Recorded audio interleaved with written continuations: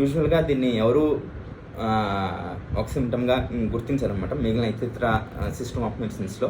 But మనం ఏంటంటే హెల్త్కి నార్మల్సీ నుంచి ఏది ఎటు వచ్చినా, అంటే నార్మల్సీ అనేది ఒక లైన్ గీసుకున్నట్లయితే గీతకి అటువైపు ఉన్న డిసీజే, ఇటువైపు ఉన్న డిసీజే అనమాట.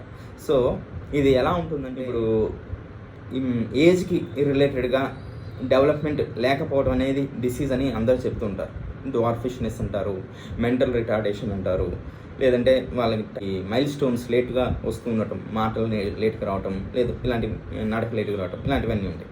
సో అలా కాకుండా ముందుగానే రావటం.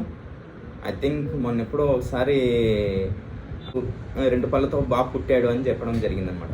నెక్స్ట్ ఫేస్బుక్ వాటిల్లో పుట్టిన పిల్లోని అలా పట్టుకుంటే వాడే అడుగులు వేసేస్తూ ఉన్నారనమాట. సో ఇవి ప్రికాషియస్ నేచర్. డ్వార్ఫిష్నెస్ అనేది, అండర్ డెవలప్మెంట్ అనేది ఏ స్థాయికి ఎంత తీవ్రత అనేది దాన్ని డిసీజ్గా పరిగణిస్తామో, ఈ ఓవర్ డెవలప్మెంట్ ప్రికాషియస్ నేచర్ కూడా దానికి ఈక్వల్గానే డిసీజ్డ్ కండిషన్ అన్నమాట.